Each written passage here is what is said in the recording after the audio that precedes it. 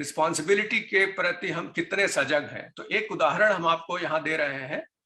यह Kevin quarter और सिल्वा नाम के दो फोटोग्राफर थे, और ये फोटोग्राफ बहुत ही चर्चित हुआ था, और इसके लिए उस फोटोग्राफर को 1994 में पुलित्जर प्राइज मिला। यह एक ऐसा दुर्भिक्ष के समय का चित्र है जब आप देख रहे होंगे कि मालनरिश्ड एक कुपोषित बच्ची खाने की तरफ आगे बढ़ रही है, पीछे से एक गिद्ध उसकी तरफ है, और गिद्ध डिस्टर्ब ना हो इसलिए उस फोटोग्राफर ने ऐसी पोजीशन अपनी सेट की, 20 मिनट तक उसने वल्चर को, इस गिद्ध को चेज किया, जिससे कि बहुत अच्छी फोटो वो निकाल सके, जिससे कि वह पुलित्जर प्राइज प्राप्त कर सके, और उसमें वो सफल हुआ। जब 20 मिनट के बाद उसने उस गिद्ध को भगाया, तब जाकर के ये बची क्या, इसके बारे में लोगों ने उससे पूछना शुरू किया कि क्या हुआ उस बच्चे का जिसको तुम फोटोग्राफ ले रहे थे, और इतने प्रश्न उत्तर उसके साथ हुए जिससे कि वह बहुत ही विचलित हुआ। और आप जानते हैं कि ये इस प्रकार के जो सेंसेशनल फोटोग्राफ्स होते हैं, या किसी न्यूज को हम लोग इतना सेंसेशनल बनाते हैं, संवेदनशील बना देते हैं कि लोग उसको देखें, सुने, लाइक करें, लेकिन भूल जाते हैं। तो किसी व्यक्ति ने उसको फोन करके पूछा कि ये बताओ कि जब तुम फोटो खींच रहे थे कितने गिद्ध थे वहां पर। तो उसने कहा कि एक गिद्ध था जिसको हमने फोटो में दिखाया है। तो उस आदमी ने कहा कि नहीं नहीं नहीं, एक नहीं 2 थे वहां पर, और तुम भूल रहे हो, एक गिद्ध और था। उसको ये बात उस समय तो समझ में नहीं आई, लेकिन उसने जब बाद में इस पर विचार किया तो उसको लगा कि जो कार्य वो गिद्ध कर रहा था वही तो हम भी कर रहे थे। इसकी जब उसको ग्लानि हुई तो उस ग्लानि के 3 महीने बाद उसने आत्महत्या कर ली। अब आप ये देखिए, इस प्रकार की जो घटना होती है ना, इस घटना से हम लोगों को तमाम चीजें सीखने को मिलती हैं, और सीखने का जहां तक तात्पर्य है, वो तात्पर्य यह है कि कभी कभी हम लोग भी कुछ चीजें हमारे आसपास हो रही होती हैं, जिससे हम असंवेदनशील होकर के उस घटना को उसका हम उसको आस्वादन नहीं कहेंगे, लेकिन उससे बिल्कुल निष्क्रिय होकर के एज इफ कि वो मेरे लिए बहुत महत्वपूर्ण नहीं है, वो जिस व्यक्ति के साथ घट रहा है, घटने देते हैं, उसका हम लोग आस्वादन करते हैं। और जब कभी हम लोग इस पर सोचना शुरू करें कि क्या मेरी भूमिका भी हो सकती है, क्या मेरी रिस्पॉन्सिबिलिटी नहीं है, क्या मेरा उत्तरदायित्व तो नहीं है क्या, तो मुझे लगता है कि ये जो फोरम माननीय मनोहर दुबे जी ने प्रोवाइड किया, इनिशिएशन ऑफ इनर चेंज कब आता है? इनर चेंज तब आता है जब आप इस प्रकार की चीजों का आत्मावलोकन करें। और आत्मावलोकन का यहाँ पर एक हम आपको उदाहरण देते हैं, थोड़ा सा इसको बारीकी समझने की कोशिश करिएगा। हम लोग डिफरेंशिएट नहीं करते कि हमारा धर्म क्या है। धर्म को हम लोग कभी कभी रिलीजन से जोड़ते हैं, और रिलीजन का मेरा मतलब कभी कभी हो जाता है उपासना पद्धति से, और उपासना पद्धति का मेरा मतलब होता है कि हम नियमित रूप से कहीं पर अपने देवस्थान में जाने के लिए सारे उपक्रम करते हैं, पैदल भी जाते हैं, कभी कभी हमारे पास बड़ी बड़ी गाड़ियां होती हैं तो हम गाड़ियों को कहते हैं तुम पैदल चलो, हम पैदल चलते हैं, तुम पीछे पीछे आओ। तो अपनी तरफ से हम वो सैक्रिफाइस करते हैं, और जब मंदिर पहुंचते हैं तो वहां पर तमाम छोटे छोटे बच्चे हमारे पास आते हैं, उनको कुछ कुछ पैसे दे देते हैं। ये तो हमारी उपासना का तरीका हुआ, रिलीजन को हम फॉलो करते हैं, जहां पर हम ये देखते हैं कि हमको कोई उपलब्धि प्राप्ति करनी है, जिसलिए हम अपने देव स्थान पर इस प्रकार के उपक्रम करके हम आगे बढ़ें और अपने उस इष्ट को प्रसन्न करके हम अपने जो लाभ चाहिए वो हम लाभ ले लें। इनर चेंज कहां से आता है? इनर चेंज आता है जब आप एक बार सोचें कि ये जो बच्चे मांगने आ रहे हैं, क्या इनके ये मांगने की उम्र है? क्या हमारी गाड़ी मर्सिडीज में हम यहाँ आए, हमारा पूरा स्टाफ मेरे साथ साथ आ रहा है, हर महीने हम आ रहे हैं और लाखों रुपए हम खर्च करते हैं, तो क्या मेरा दायित्व तो नहीं बनता कि हम इन बच्चों के पढ़ाने के लिए कोई उपक्रम करें?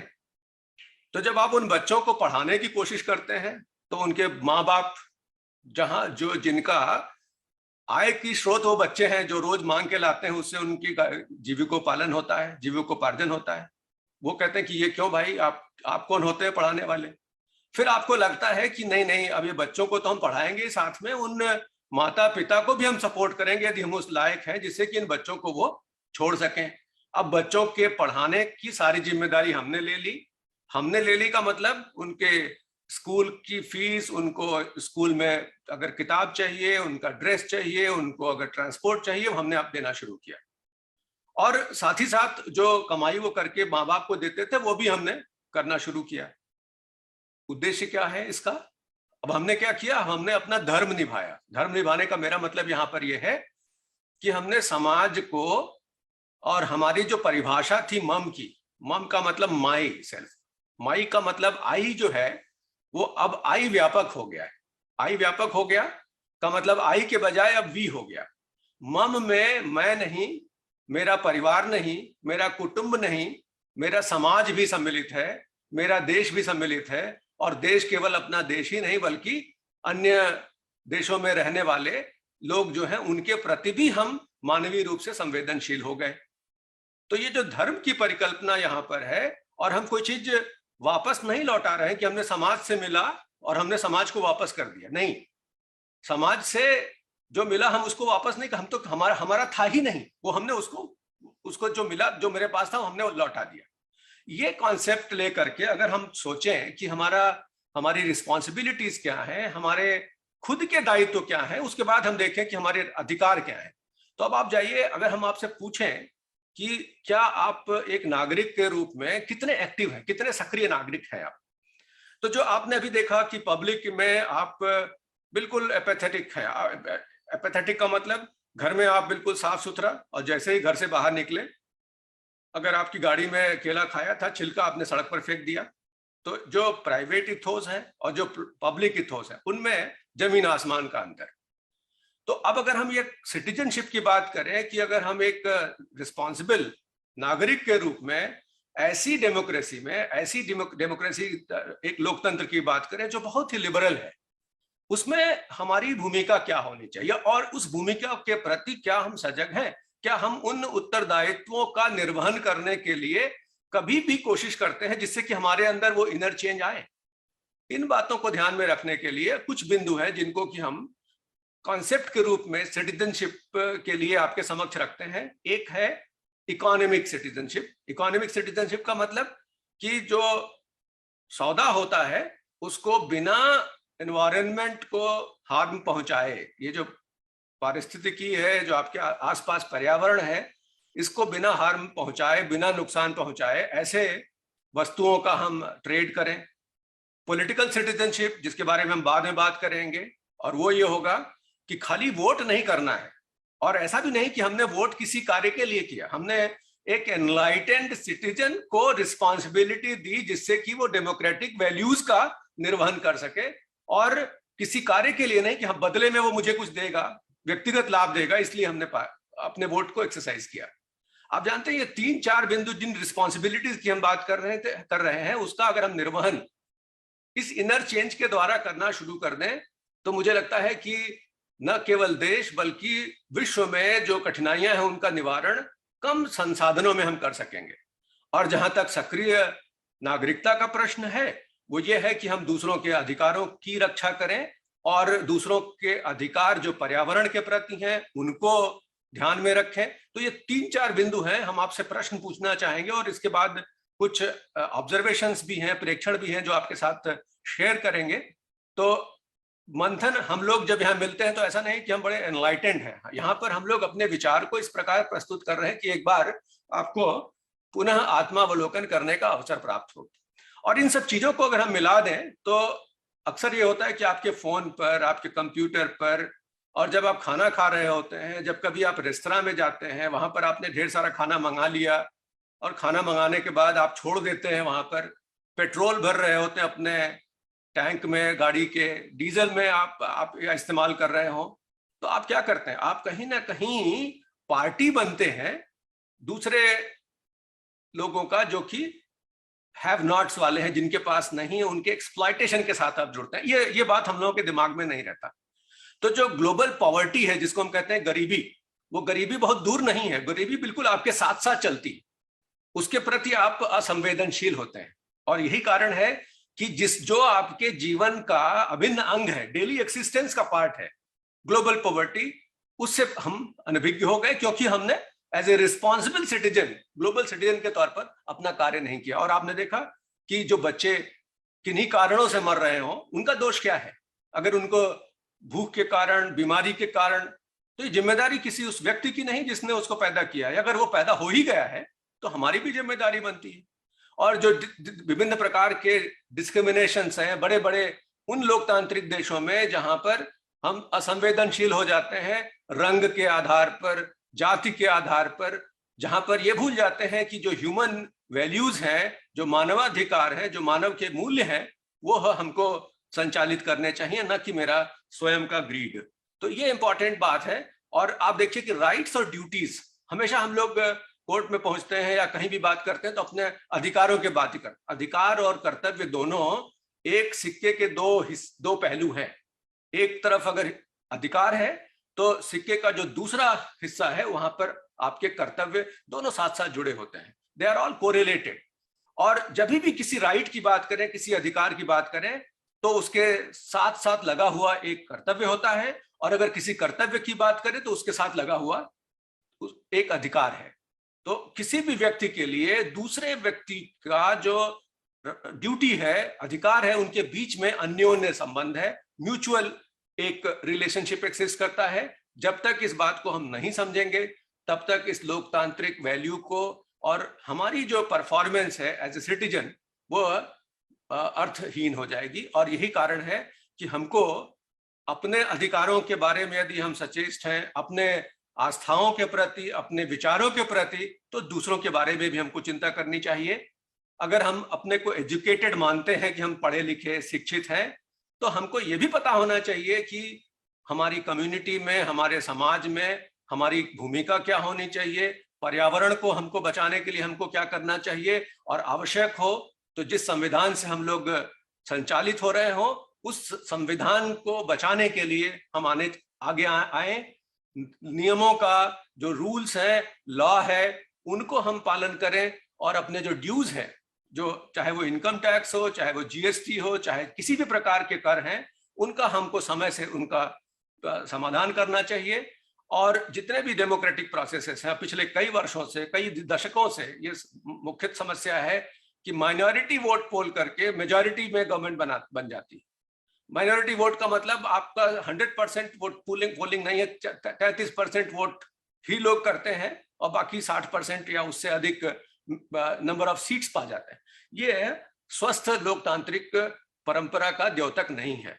तो राइट्स एंड ड्यूटीज जो आपके रिस्पॉन्सिबिलिटीज का एक प्रकार से अभिन्न अंग है, वो ये है कि हम किसी के पावर का इस्तेमाल करें कुछ करने के लिए, तो वो जो है फिजिकल नहीं है कि हम किसी को हाथ से पकड़ करके, वो एक तरह से मॉरल पावर है, नैतिक वैल्यूज है, जो किसी एक व्यक्ति का है या कुछ लोगों के समूह का है, और जिसका कि आदर करना हम सबकी अनिवार्यता है। तो राइट तभी राइट बनेगा। राइट का मतलब, यहाँ राइट का दो अर्थों में प्रयोग है। आपके अधिकार तभी सही माने जाएंगे जब आप दूसरों के अधिकारों को वैल्यू करेंगे, उनको मानेंगे, और यहीं से फिर आपकी ऑब्लिगेशन, ड्यूटी के प्रति, उस कर्तव्यों के प्रति और उस लीगल एंटिटी के प्रति आपकी प्रतिबद्धता बढ़ेगी, जो आपको कुछ करने के लिए अधिकार देता है और साथ ही साथ आपको उन अधिकारों को प्रयोग करने का अधिकार देता है। अब आ जाइए, ये जो कंटेम्परेरी पर्सपेक्टिव्स हैं सिटीजनशिप में, आप जानते हैं कि एक लंबे समय से हम लोगों ने प्रयास किया। एक समय था जब कोल्ड वॉर चल रहा था, उसके बाद ग्लोबल कॉरपोरेशंस आए, यूनाइटेड नेशन आया, तमाम एनजीओज आए, नॉन गवर्नमेंटल ऑर्गेनाइजेशंस के तौर पर सिविल सोसाइटी की धमक हुई, फिर नेशनल बाउंड्रीज टूट गई। उसके बाद राइट्स एंड रिस्पॉन्सिबिलिटीज, जब हम सिटीजन की बात करते हैं तो किसी एक नेशन स्टेट की बात नहीं करते बल्कि ग्लोबल सिटीजन की बात करते हैं। ये नया कॉन्सेप्ट जो आया वो कहीं कहीं लगता है कि फ्लॉड है, गड़बड़ है। यदि हम उन मूल्यों को जो कि अनिवार्य हैं उनको इसमें इंक्लूड ना करें तो ग्लोबल सिटीजनशिप का जो अर्थ है वह कहीं ना कहीं से वो अपने असली मूल्य में नहीं आता। अब अगर हम इसको लिंक करें इन सभी डेफिनेशंस को, और कैसे हम अपने को उन अधिकारों के प्रति, उन कर्तव्यों के प्रति, हमारी रिस्पॉन्सिबिलिटी क्या है, एक ब्रॉडर कंसेप्ट में देखें कि एक ग्लोबल सिटीजनशिप के रूप में हमारी भूमिका क्या है। हम एक ह्यूमन एजेंट के तौर पर, ऐसा नहीं है कि आप हमसे पूछें कि साहब आप अकेले क्या कर सकते हैं, हम सभी अकेले सब एक चेंज ला सकते हैं। और मुझे लगता है कि जो इनर चेंज का ये जो सेंटर है, ये कहीं इसी के अराउंड पिवोटेड है कि we can make a difference if we exercise our rights in taking action.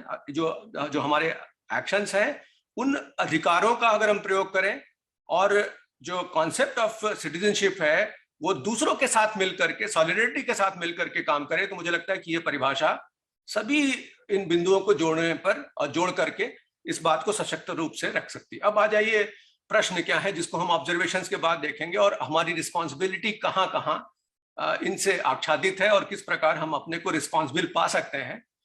What are the challenges, हमारे सामने कौन कौन से ऐसी चुनौतियां हैं जो हमारे समक्ष हैं, और उनको कौन पैदा कर रहा है, उनके लिए रिस्पॉन्सिबल कौन है।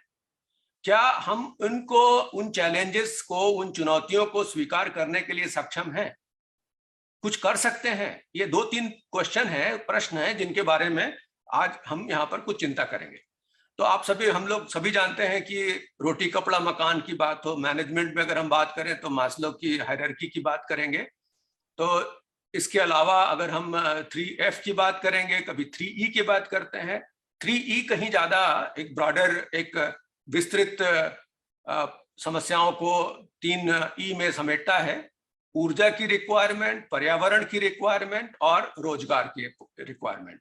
आप जानते हैं कि जो मंदी का दौर कहीं विकसित देशों से चला, उसका असर पड़ता ही पड़ता है गरीब देशों पर, जो डेवलपिंग इकोनॉमीज हैं, और उसका सीधा सीधा जो पुअरेस्ट है, जो सबसे गरीब है, वो सबसे अधिक प्रभावित होता है। ये भी जाना माना सत्य है।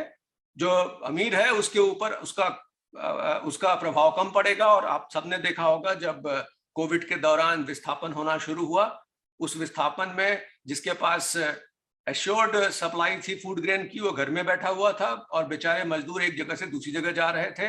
जिन लोगों ने उस समय उनकी मानवता को, अपनी मानवता के प्रति सचेत थे, उन्होंने जाकर के उनको हेल्प किया जहां जहां जरूरत पड़ी।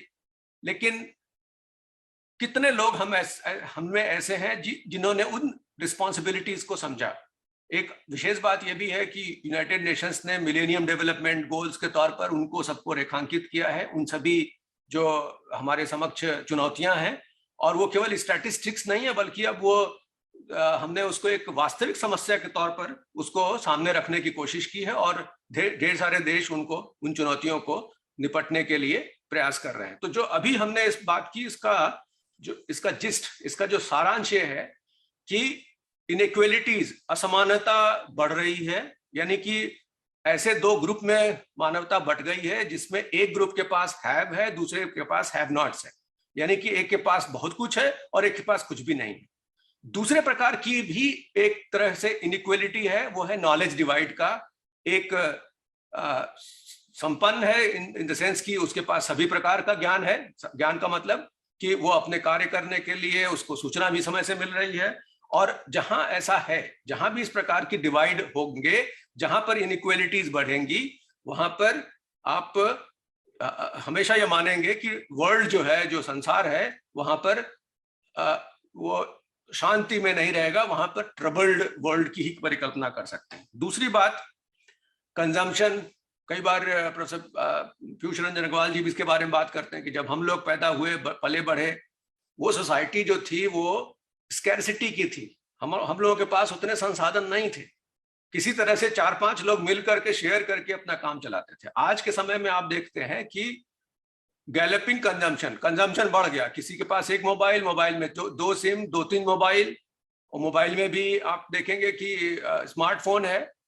और उसका संदर्भ ये हुआ कि जब एक व्यक्ति ढेर सारे संसाधनों का उपयोग करेगा, तो जो संसाधन है वो, उनकी परिभाषा यही होती है कि संसाधन हमेशा स्केर्स होते हैं, बहुत ही अल्प होते हैं, उनकी मात्रा कम होती है।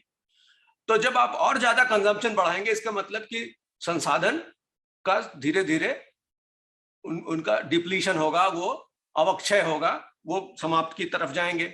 और किसके किसके बलबूते पर हम ये सब करते हैं संसाधनों का दोहन? वो होता है हमारा प्लेनेट। और इस पृथ्वी पर अब आप देख रहे होंगे कि ये प्लेनेट खुद ही स्ट्रेस सिग्नल भेज रहा है कि आप हमको बचाओ। क्यों बचाओ?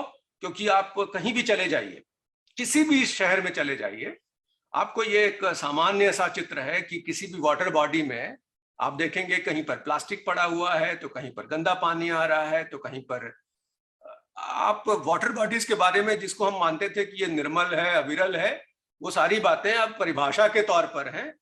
शायद नाली जो नदियां हैं वो नाले में कन्वर्ट हो गई हैं, और नाले में भी कन्वर्ट होने से भी बदतर हालत है। विशेष करके जब हम दिल्ली में हैं, यहाँ पर यमुना के पास चले जाइए तो आपको लगता है कि आप कहाँ आ गए। और ये सभी नदियों के बारे में ये कमोबेश स्थिति यही है। दूसरी बात, जब पराली कहीं जलती है, जब कहीं पर एक्स्ट्रा पोल्यूशन क्रिएट होता है, एयर क्वालिटी इंडेक्स, तो आप तो जिस शहर में रहते होंगे वहां पर, विशेष करके भोपाल में, तो वहां पर तो झीलों का शहर है, वहां पर सफाई बहुत है। बगल में इंदौर है जो नंबर 1 आता है।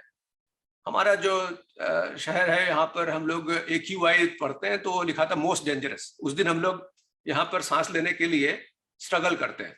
और ये ऐसा नहीं है कि यहीं पर है, ये विदेशों में, बड़े सिटीज में, अपने देश में भी। और इसका एक ही कारण है कि ओवर कंजम्पशन, और ओवर कंजम्पशन इतना है कि अनसस्टेनेबिलिटी के तौर पे जा रहे हैं। और आप देखिए, इसी के साथ हमने इनको क्लब किया है। इसका कारण क्या है? कहीं कहीं विषमता है, असमानता है।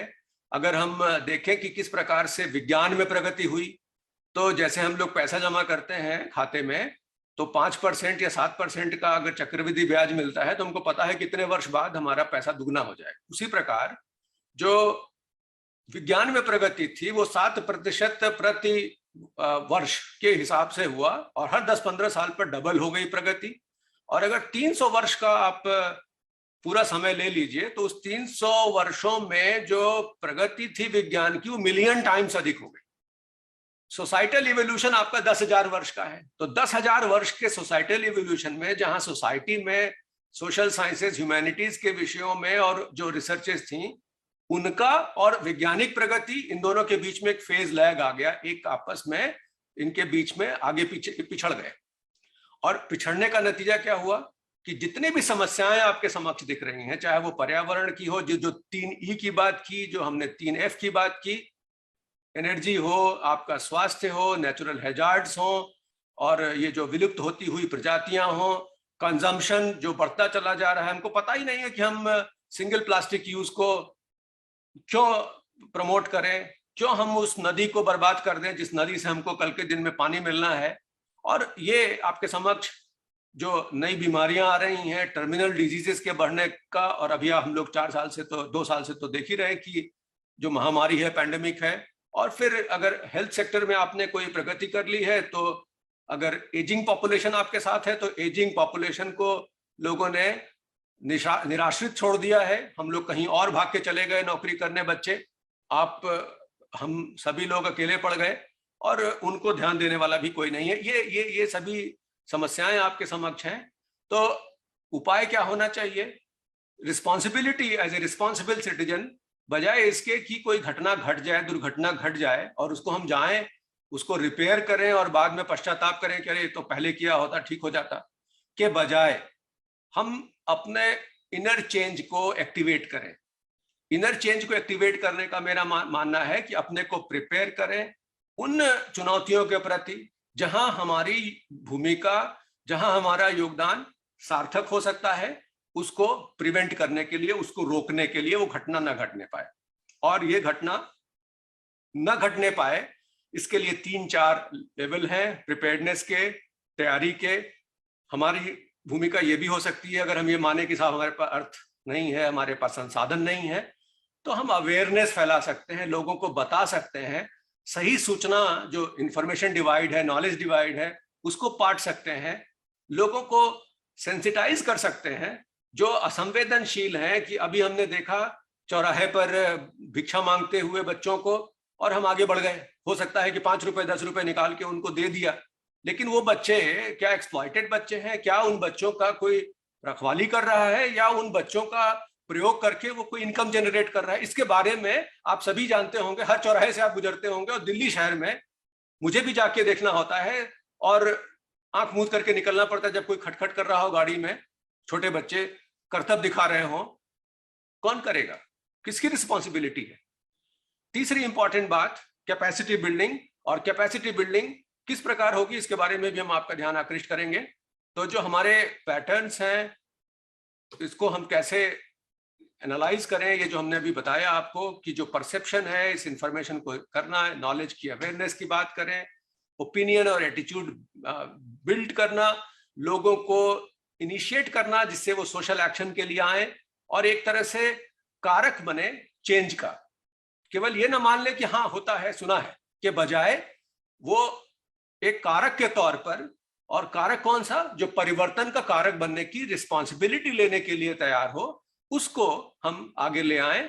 और ये कार्य इस फोरम के द्वारा भी, और ये फोरम ऐसा है जिसको कि हम यहाँ पर न्यूक्लियर, इस सेंटर का नाम पहले न्यूक्लियर साइंस सेंटर था, जिसको आगे चल करके कतिपय कारणों से जब पोखरण का ब्लास्ट हुआ तो हमने इसका नाम IUAC कर दिया, कई कारण थे।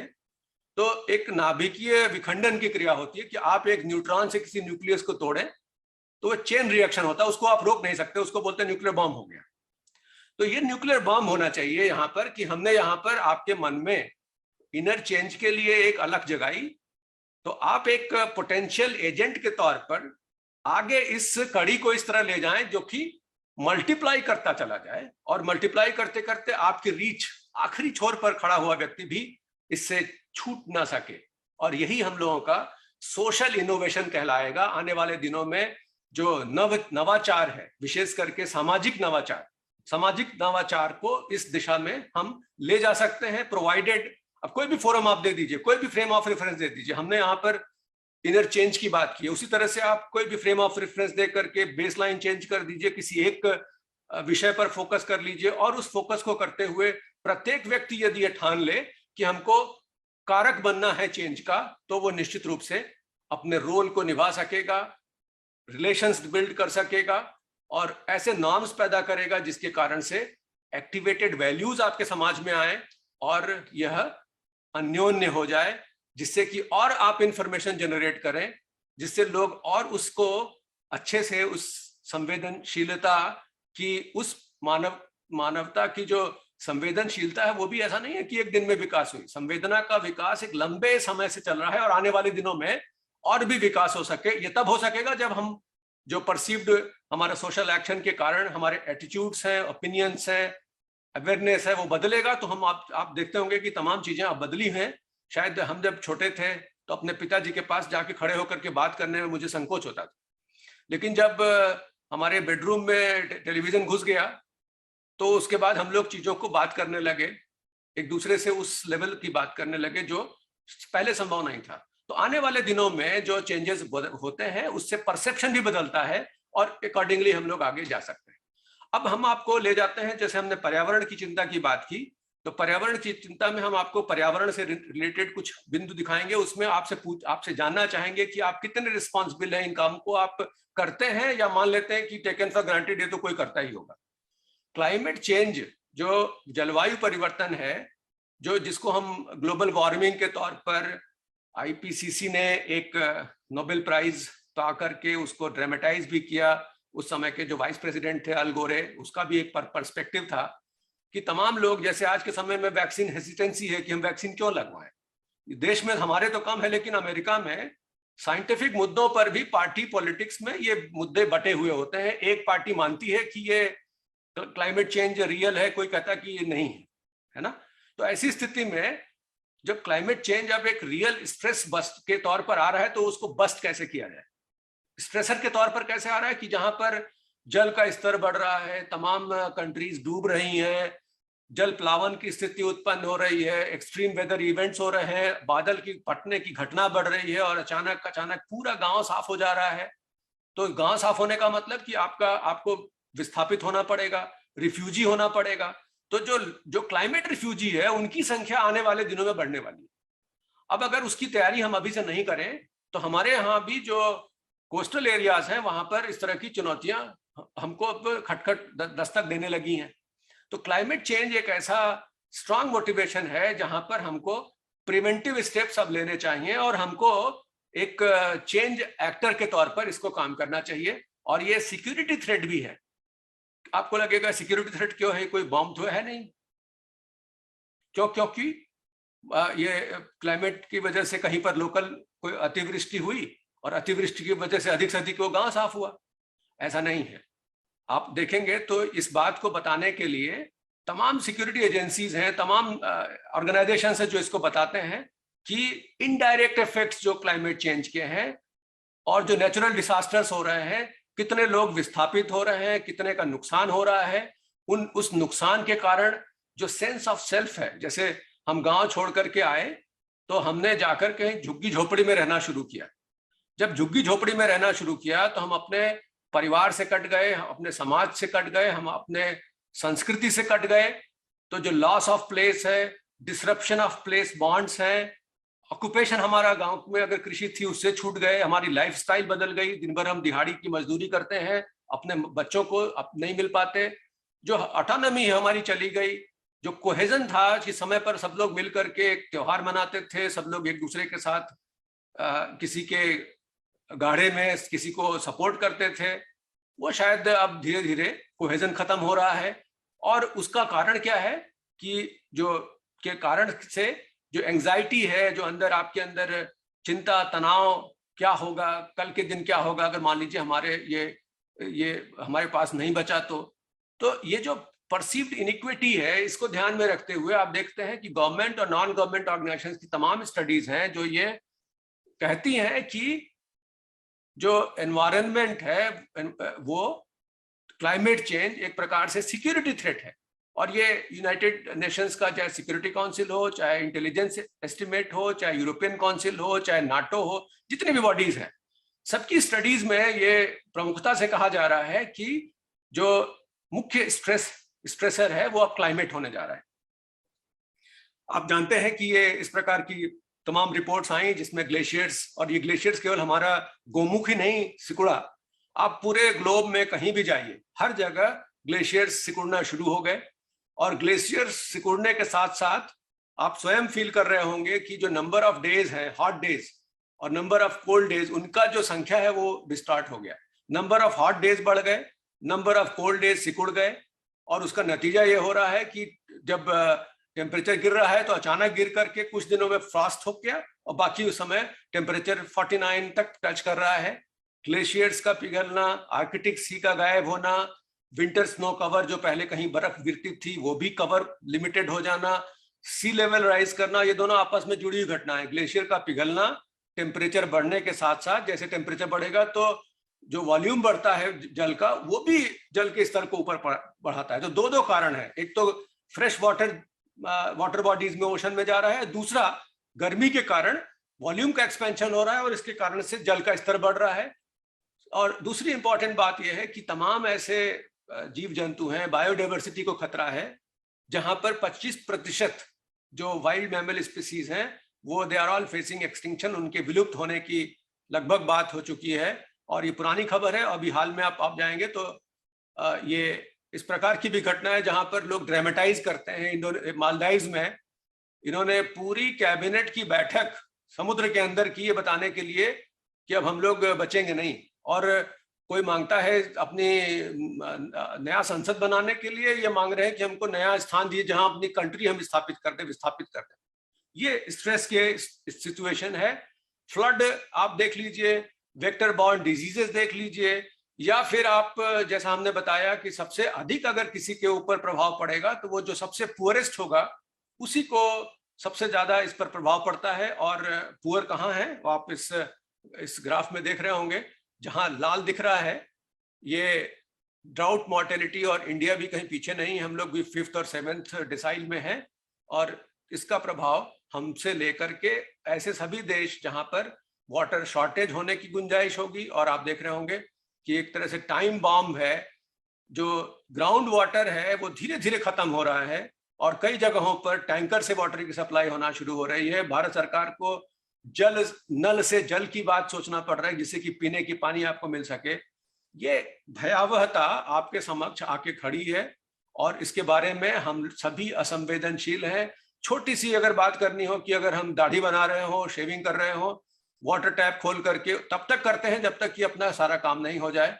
उसको बकेट में रख करके, चाहे वो नदी में स्नान करना हो या वाटर टब में घुसना हो या फिर मग्गे से नहाना हो, किसमें आप पानी बचा सकते हैं उसके बारे में चिंता नहीं है। ये कुछ रिस्पॉन्सिबिलिटीज हैं आपकी। अब ये रिस्पॉन्सिबिलिटीज में आप खुद आत्मावलोकन करिए कि इनमें कौन कौन सी ऐसी रिस्पॉन्सिबिलिटीज हैं जिनका निर्वहन आप करते हैं। फॉर एग्जाम्पल, दिल्ली में जैम लगता है, पब्लिक ट्रांसपोर्ट का उपयोग लोग कम करते हैं। हर गाड़ी में आप देखेंगे कि एक ड्राइवर होगा और सैकड़ों की तादाद में गाड़ियां किसी न किसी फ्लाईओवर पर क्लॉग्ड होंगी।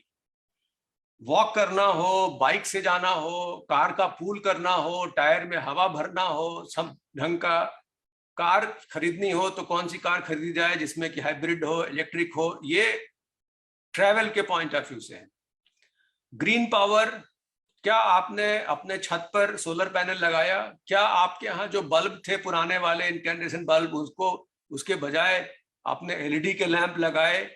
क्या अभी भी आप अपना कपड़ा जो है वो ड्रायर में सुखाते हैं? भारतवर्ष जैसे देश में जहां पर अबंडेंस ऑफ सनलाइट हो कि आप अगर भूल जाए थोड़ी देर के लिए कपड़ा फैलाना तो वो आपके बाथरूम में ही सूख जाएगा, उसके बाद भी आप ड्रायर में कपड़ा सुखाते हो?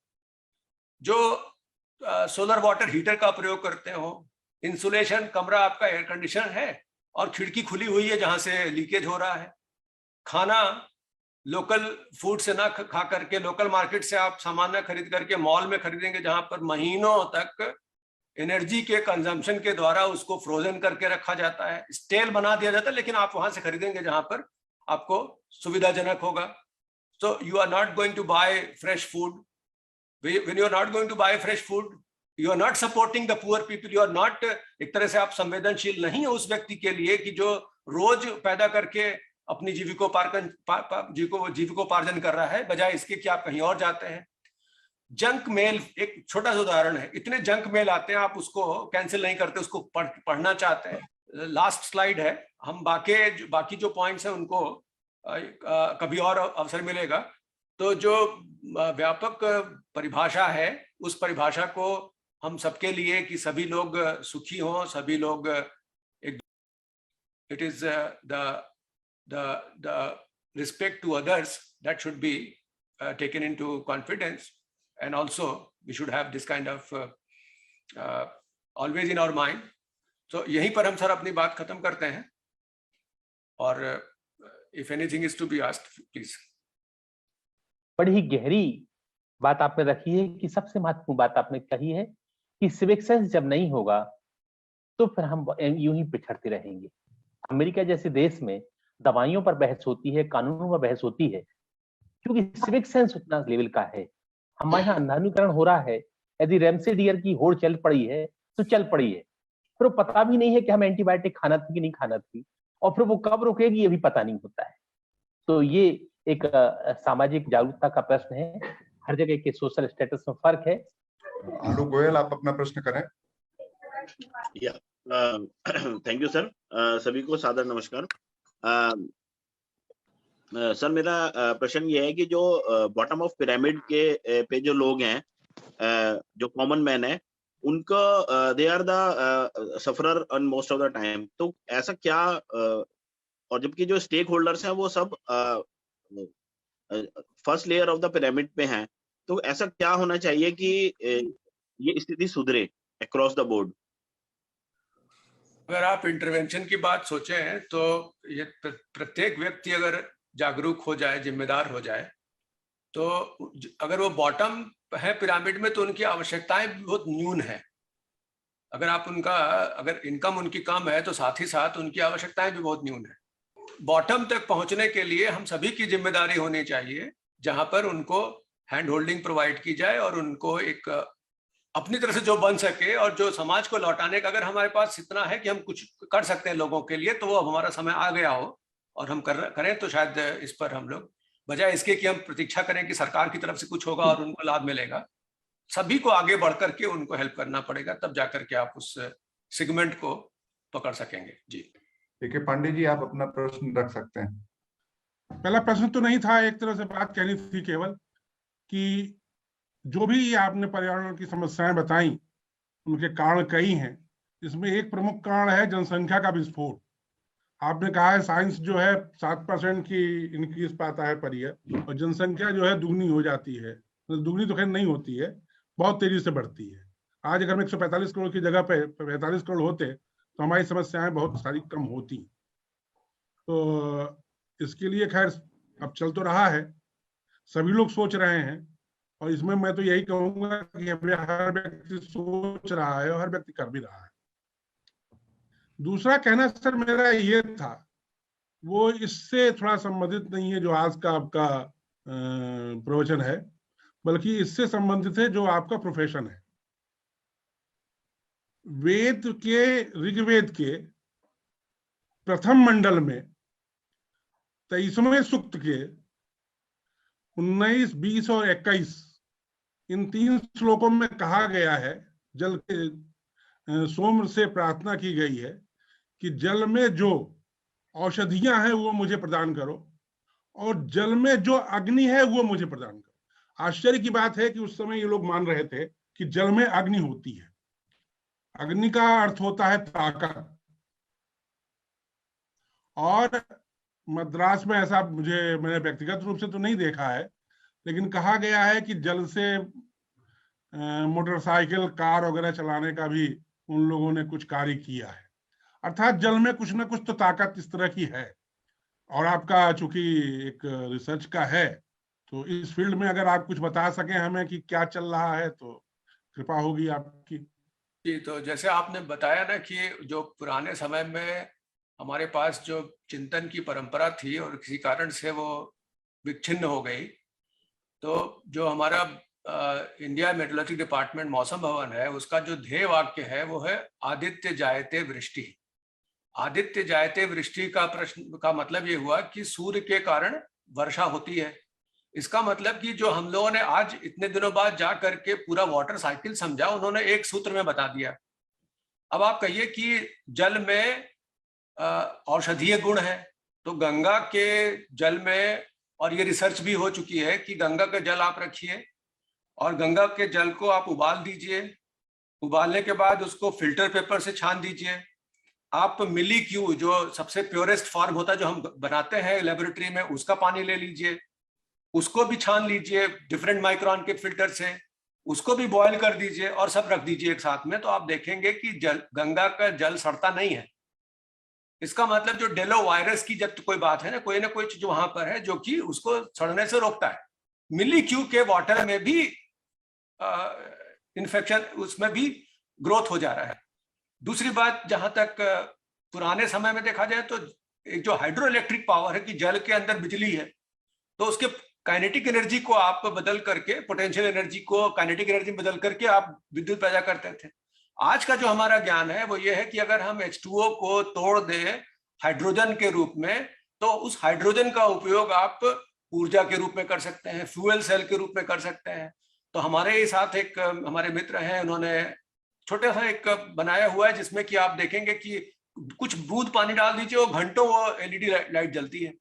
तो ये जो चिंतन का बात थी ना, जो बाद में चल के उसको टेक्नोलॉजी में परिवर्तन हुआ, मुझे नहीं पता कि उस बीच में डिस्कनेक्ट क्या थे, समाप्त हो गया, लुप्त हो गया, लेकिन आप उनका उसका सूत्र पाएंगे वहां पर जो आज हम उसको निकटता से देख पा रहे हैं, कर पा रहे हैं। तो ये हम आपको बता सकते थे कि जहां तक हाइड्रोजन एनर्जी का प्रश्न है, इलेक्ट्रोलिसिस से H2O को तोड़ करके हाइड्रोजन उत्पन्न करके आप बिजली पैदा कर सकते हैं और आप पानी से गाड़ी मोटरसाइकिल चला सकते हैं। वो और तो कोई नहीं, बल्कि BHU में ये बात ON श्रीवास्तव जी अब नहीं है, उन्होंने भी इसका करके दिखाया था। तो अब उस दिशा में कार्य हो रहा है और बहुत जल्दी आप उस तरह के फ्यूल सेल्स की बात देखेंगे। धन्यवाद सर। सर, हमारे एक साथी पूछना चाहते हैं कि हमें विकास को भी देखना होगा और हमें पर्यावरणीय संतुलन को भी देखना होगा, तो दोनों में संतुलन हम कैसे बना पाएंगे, क्योंकि दोनों की दिशाएं तो अलग अलग है। तो विकास, अगर आप, हमने पहले ही इस बात की चिंता की, जो 3E की बात की या 3F की बात की, सस्टेनेबल की बात हम करते हैं। अब अगर आप ये सोचिए कि सिंगल यूज प्लास्टिक का हम उपयोग करेंगे या हम ऐसी चीजें बताएंगे जो कि डिग्रेडेबल नहीं है, ऐसा विकास, ऐसा विकास जो विनाश का कारण बने, उस विकास को हम नहीं चाहते। आपको इस बात को पहले ये महत्ता देनी होगी कि हम कौन सा विकास चाहते हैं। विकास अगर विनाश के लिए है तो विकास नहीं होना चाहिए। और इस प्रकार के तमाम ऐसे गैजेट्स हैं, तमाम इस प्रकार की वैज्ञानिक संक्रियाएं हैं जिनके कारण जो उत्पाद है वो उत्पाद पर्यावरण के संतुलन के लिए खतरा है। तो ऐसा नहीं है कि हम उन्हीं चीजों को करें जिससे हमको नुकसान हो रहा हो, उसके दूसरे भी जरिए हैं जिसका कि हम उपयोग कर सकते हैं। तो हमेशा सस्टेनेबिलिटी का ध्यान हमेशा हमको होना चाहिए। ऐसे ही विकास की बात करनी चाहिए जो कि सस्टेनेबल हो। जी सर नमस्कार, मैं बीके तिवारी इंदौर से बोल रहा हूँ। सर मेरा एक प्रश्न है कि इनर चेंज या अंतर्मन या हमारे सोचने के तरीके के परिवर्तन में हमारा परिवार कैसे सहायक हो सकता है, मैं थोड़ा सा इस पे जानना चाह रहा हूँ। इसके लिए हम आपको रामचरितमानस के 3 दृष्टांत बताएंगे। एक दृष्टांत तो है कि जब राजा दशरथ थे, उन्होंने जाके मिरर में अपने को देखा, दर्पण में, तो उन्होंने देखा कि हमारा जो मुकुट है वो मुकुट सम नहीं रहा। सम का मतलब कि वो थोड़ा तिरछा हो रहा है। तो राज पाठ चलाने के लिए आपको हमेशा एक सम दृष्टि होनी चाहिए, और जहां आप उससे विचलित हो रहे हैं इसका मतलब कि आप राजपाट चलाने के योग्य नहीं बचे। तो उन्होंने डिसाइड किया कि हमको राजपाट अपने पुत्र को दे देना चाहिए। तो एक दर्पण था जिस दर्पण का आपने प्रयोग किया। दूसरा दर्पण, नारद को आप जानते हैं कि उनको विश्वमोहिनी का एक प्रसंग आता है, जब उनको कभी ऐसा अभिमान हो गया कि उनसे ज्यादा सुंदर नहीं है, तो वो स्वयंवर में गए और उनको एक तरह से शाप मिल गया कि तुम्हारा रूप बदल गया। तो जब भी वो किसी लड़की के पास जाते थे स्वयंवर के लिए तो लोग हंसने लगते थे। फिर वो क्या किया उन्होंने कि जाके एक बहती धारा में अपना मुंह देखा। जब मुंह देखा तो उनको लगा कि मेरा मुंह तो बंदर की तरह है। तीसरा, रावण जो है अपने ऑडिटोरियम में ओपन स्काई थिएटर जो था वहां पर वो रात्र में आनंद ले रहा था। तो अचानक बगल में बैठी हुई मंदोदरी के कान में जो ताटंग था वो टूट के गिर गया। मंदोदरी को पता लग गया कि अब ये कुछ अनिष्ट हो गया जिसको कि हमको अब सीता को वापस कर देना चाहिए। ये 3 प्रसंग इस प्रकार के हैं कि आपके मन में हमेशा एक दर्पण है, एक जिसको हम उसमें हनुमान चालीसा में बात करते हैं कि श्री गुरु चरण सरोज रज निजमन मुकुर सुधार। गुरु के चरण के रज से अपने मन में जो आपका मुकुर है उसको आप सुधार कर लीजिए, तो जितने भी आप फल चाहते हैं वो आपको मिल जाएंगे। जब आप अपने अंदर के अंतरावलोकन नहीं करेंगे, और अपने अंदर का अंतरावलोकन तब तक नहीं कर पाएंगे जबकि आपके दर्पण पर धूल लगी हुई हो, तो कितने भी आप धवल हो आपका चित्र उसके सामने नहीं आएगा। परिवार को साथ में समझ सकें वो तभी होगा जबकि उनके अंतर मन को भी आप समझ सकें, और वो तब कर सकेंगे जब आप अपने अंदर में जाकर के झांकें। तो ये जो 3 दृष्टांत हमने बताए, इन 3 दृष्टांतों का सीधा सीधा संबंध ये है कि आप अपने मन को मलिन होने से बचाएं, और जब आप मलिन होने से बचाएंगे तो आपकी बात दूर तक जाएगी और आपके परिवार के लोग आपके साथ ऑटोमेटिकली ओरिएंट हो जाएंगे। ये मुझे लगा कि एक अच्छा तरीका है जिससे कि हम आपको अपनी बात बता सकें। प्रयास करके देखिएगा।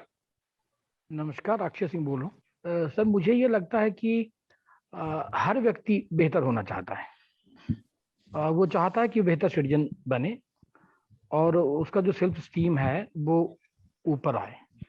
पर समस्या ये शायद होती है कि जैसे ऐसे घंटे 2 घंटे के सेशन में, या कह सकते हैं कि सत्संग में अगर हम अच्छे चीजें सुनते हैं तब तक तो हम ठीक रहते हैं, उसके बाद स्लिप कर जाते हैं, क्योंकि उसके बाद जो इन्वायरमेंट मिलता है वो फिर वही इन्वायरमेंट मिलता है। और इस वजह से जो चेंज होना चाहिए, पता नहीं चाहने के बाद भी वो हो नहीं पाता। तड़प उसकी रहती है, चाहत उसकी रहती है, पर शायद घंटे 2 घंटे के बाद वो पुराने इन्वायरमेंट में जाने की वजह से वो चीज घटित नहीं होती। क्या करें कि ये घंटे 2 घंटे की चीजें भी थोड़ा धीरे धीरे करके अस्थायी होता चला जाए और वो परिवर्तन दिखने लगे, परिवर्तन होने लगे। सर ऐसा है कि अभी हम लोग थोड़ी देर पहले बात कर रहे थे बुद्धत्व का और बोधिसत्व का। ये जो आप बात कर रहे हैं ना कि परिवर्तन बहुत क्षणिक है, उसके बाद हम भूल जाते हैं, तो इसके बारे में एक प्रचलित कथानक है, वो ये है कि लोगों ने पूछा कि आप गौतम बुद्ध को पहचान लीजिए।